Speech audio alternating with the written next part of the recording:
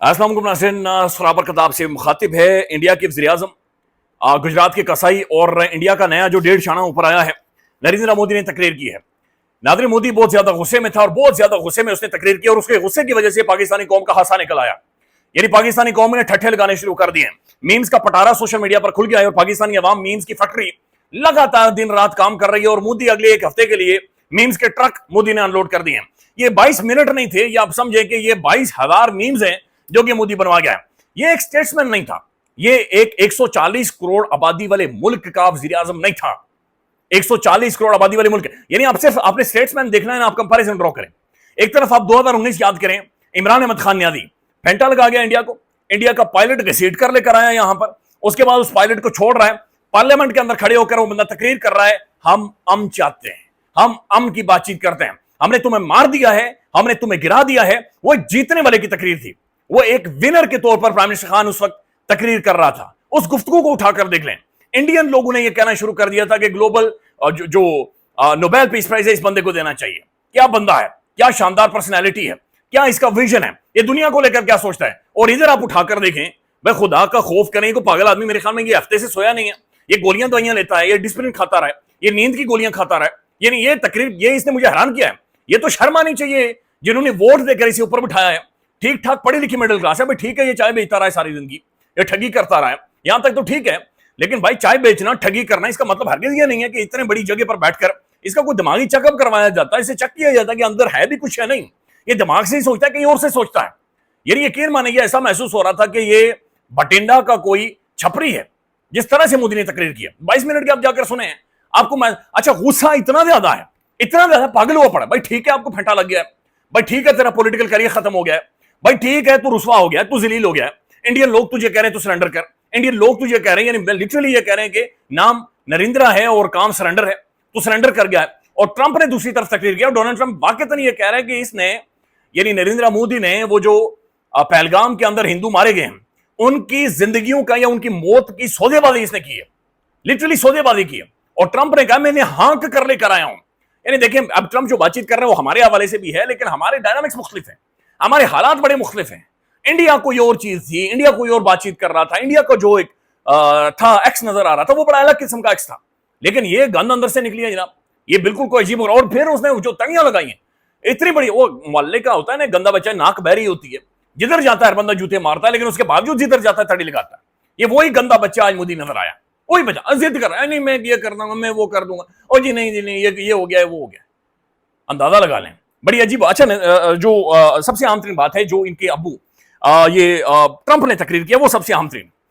एक तो ये बात समझें, हैरान कुन तौर पर डोनाल्ड ट्रंप ने ना पहलगाम का जिक्र किया है, ना टेररिज्म का जिक्र किया है, ना उसने इंडियन किसी बर्तरी का जिक्र किया है, ना उसने किसी हथियारों का जिक्र किया है।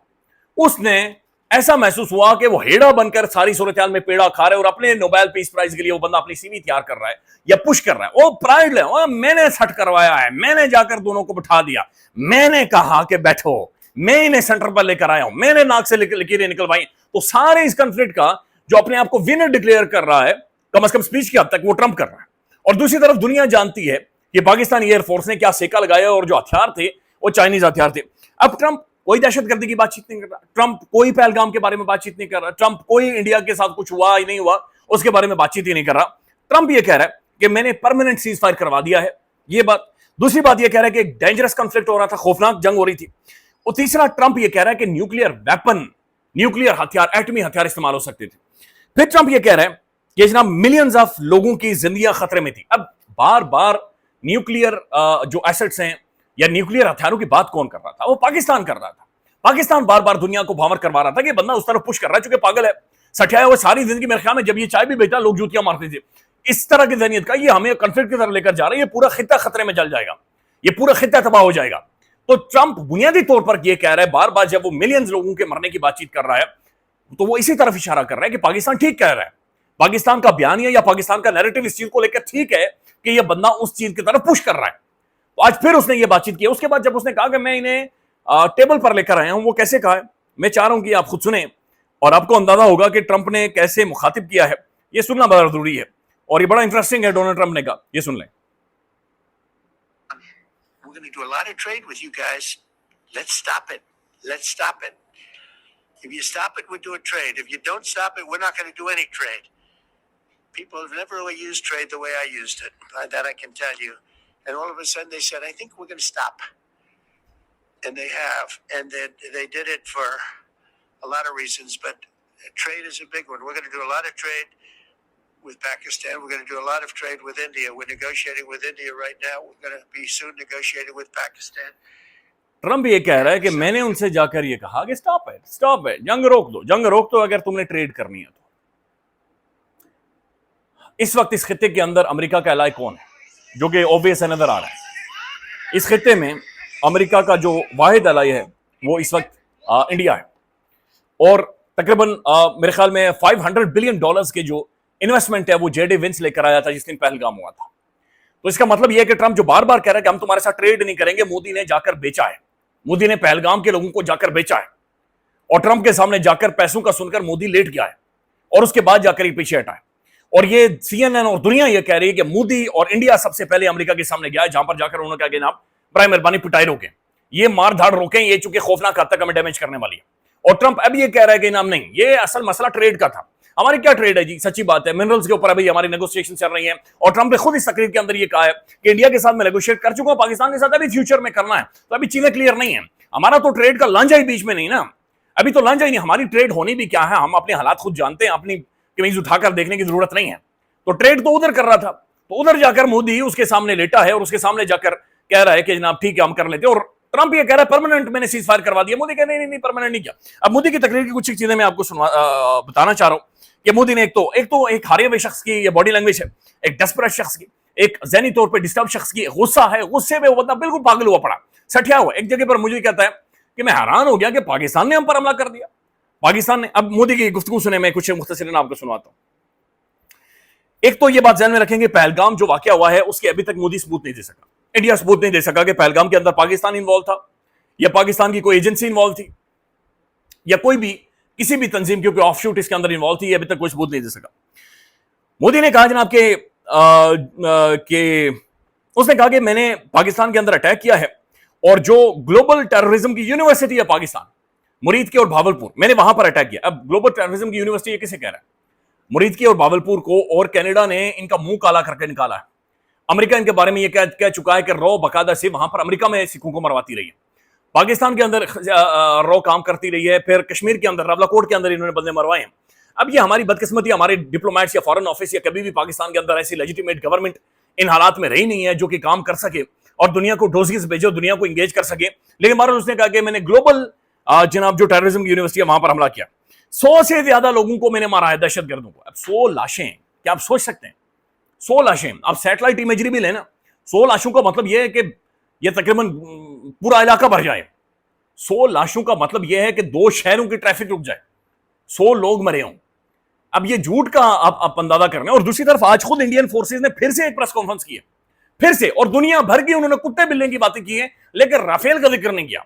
यानी वो राफेल जो मोदी के सर का ताज था, जो सिंदूर था, मोदी माथे के ऊपर टीका लगाता था, वो राफेल का नाम लेते हुए इनकी बिल्कुल चीखें निकलती। यानी सब कुछ निकाला मुंह से, राफेल नहीं निकाला।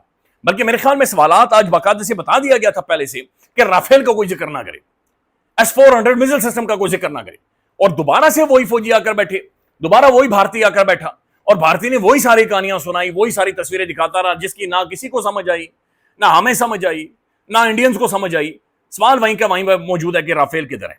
अब नाज़रीन कुछ मुजाद खबरें भी आ रही हैं कि पाकिस्तान में जो एक इंडियन पायलट खातून पकड़ी गई है, इसके हवाले से पहले अल जज़ीरा ने रिपोर्ट किया, ISPR डिनाई कर रहा है, लेकिन उसके ऊपर कुछ फौज के लोग, एयरफोर्स के लोग हैं, वो कह रहे 6 तैयारे नहीं थे, ये पाकिस्तान ने असल में 7 तैयारे मारे। तो ये कौन कह रहे हैं, ये भी आपके सामने रखते हैं। उसके बाद मोदी कहता है कि पाकिस्तान की जानिब से DGMO ने हमसे राब्ता किया, और राब्ता करके पाकिस्तान की तारीफ से कहा गया कि हम आतंकवादियों को रुकवा देंगे, भारत हमारे साथ बातचीत करे। तो हमने सोच विचार शुरू कर दी। अच्छा, इतना अच्छा भारत के कहने पर रुक गया। मैं फिर दोहरा रहा हूं, जवाबी कार्रवाई को अभी सिर्फ रोका है। मोदी कह रहे आने वाले दिनों में हम पाकिस्तान के हर कदम को कसौटी के ऊपर जानेंगे कि पाकिस्तान का रवैया क्या है। हमारी फौज हाई अलर्ट है, लड़ाई में लकीर खींचती गई है, न्यू नॉर्मल हो चुका है। अब ये जो न्यू नॉर्मल है ना, यही असल मोदी चाह रहा था, ये न्यू नॉर्मल चीजों को करना चाह रहा था, लेकिन इसे पता नहीं था कि मेनलैंड इंडिया हिट हो जाएगा। दिल्ली, गुजरात, बठिंडा, آگے پیچھے وہ جو ان کے سارے علاقے ہیں بالکل پوری پٹی ہے جسے ادھیڑ کر پاکستانی فوج نے رکھا ہے، پاکستانی ایئر فورس بالکل پوری پٹی کو ادھیڑ کر 26 مقامات 26 مختلف شہر مختلف سٹیز ان کی دھجیاں اڑا دی ہیں. ایک ایک کھڈا ہے 40-40 فٹ نیچے، پانی کا ڈیم بنے گا وہاں پر جتنا ادھیڑا ہے. تو وہ کہہ رہے ہیں کہ جناب یہ نیو نارمل ہے جو کہ سیٹ ہو گیا ہے.